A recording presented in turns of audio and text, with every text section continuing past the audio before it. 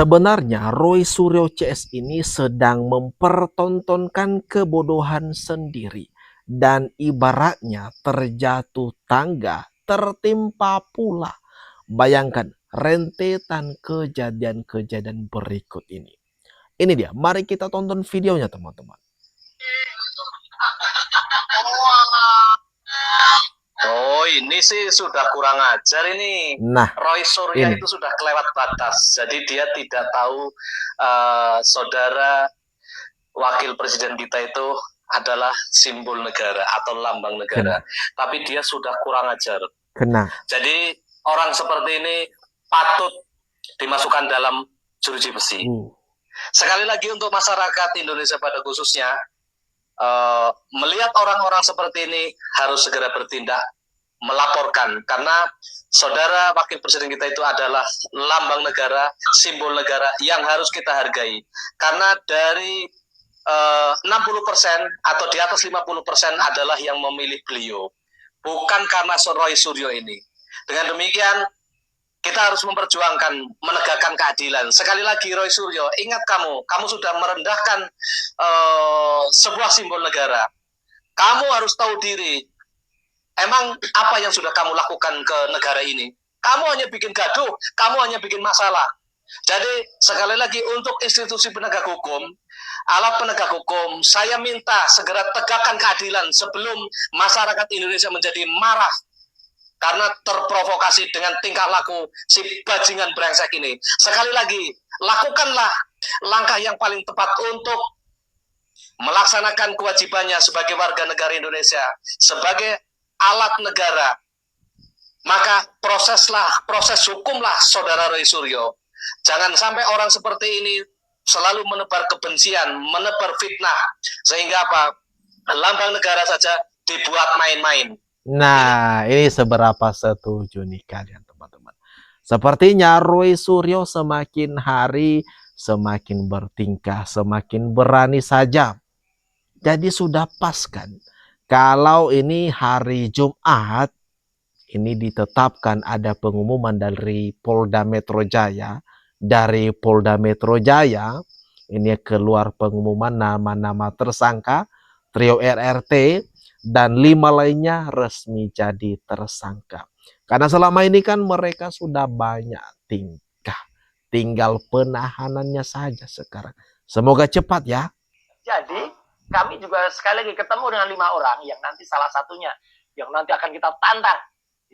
Punya enggak itu? Ya. Semuanya tidak pernah ada yang melihat batang hidungnya. Memang mungkin dia nggak pernah punya batang hidungnya ya.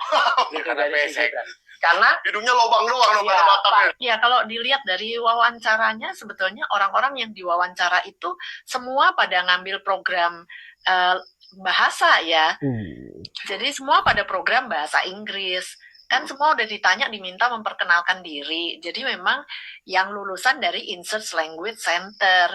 Jadi ya memang ada Insert itu ada program sekolah bahasa, tapi kan ada juga program pathway, yaitu foundation atau diploma. Jadi kan beda.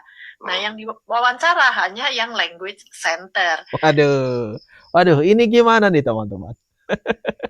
Masa sekelas pakar yang ngaku-ngaku pakar telematika Roy Suryo bisa-bisanya salah wawancara orang. Waduh. Niatnya membodohi publik, tapi ternyata kebongkar juga teman-teman. Akal-akalan daripada si Roy ini. Gimana nih kalau menurut pendapat kalian teman-teman? Karena setitik Jokowi ya, rusak air susu se-Indonesia ini ya.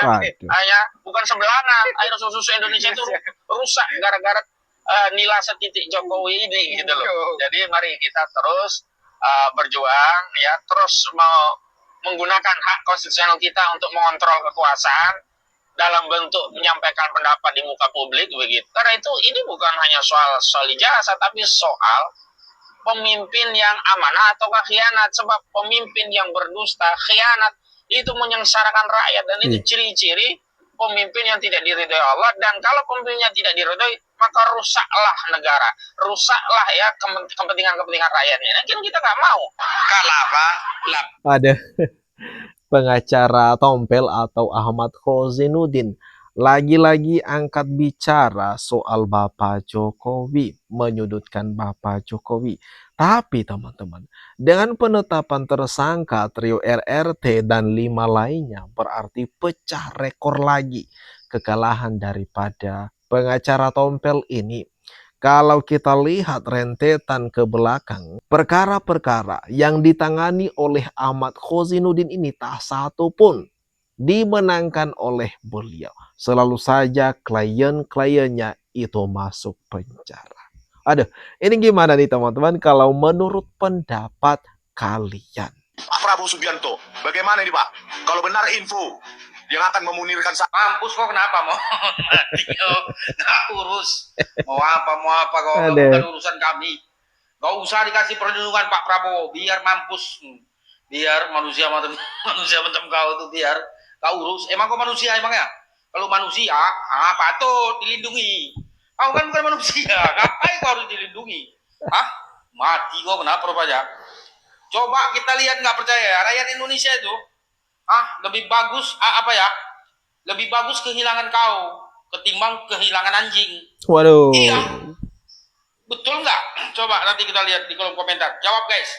Kita lebih bagus kehilangan si Respon kan sama kelompok-kelompoknya daripada kehilangan anjing. Coba kau pikirkan sendiri ya.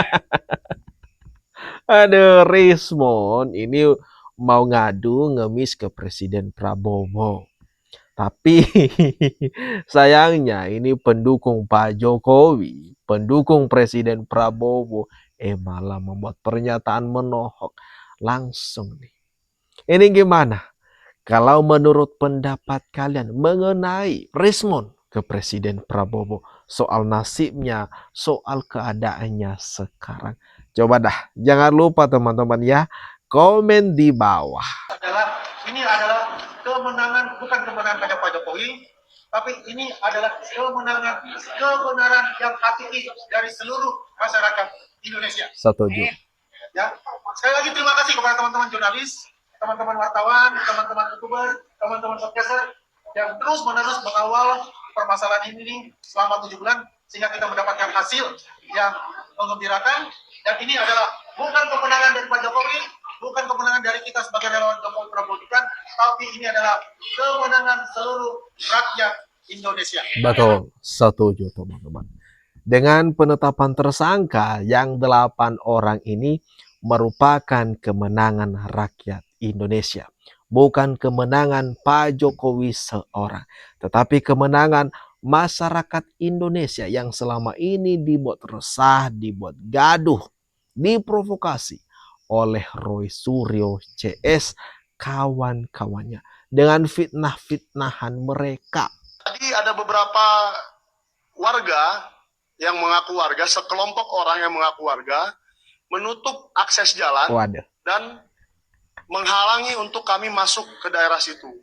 Karena situasi tidak kondusif dan sepertinya sulit untuk dikendalikan, maka kami tidak jadi datang ke lokasi tersebut. Waduh, pengakuan Michael yang terbaru teman-teman.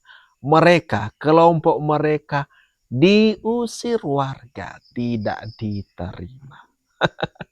Ya mau gimana daripada kampung mereka atau wilayah mereka itu istilahnya kan. Lingkungan mereka dibikin gaduh, dibikin kacau, mending diusir sajalah.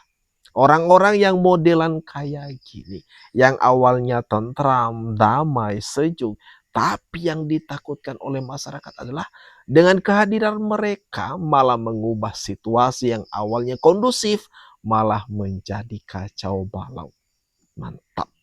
2 jempol dah untuk warga situ yang menolak kehadiran Roy Suryo Rismon Michael di tempat mereka.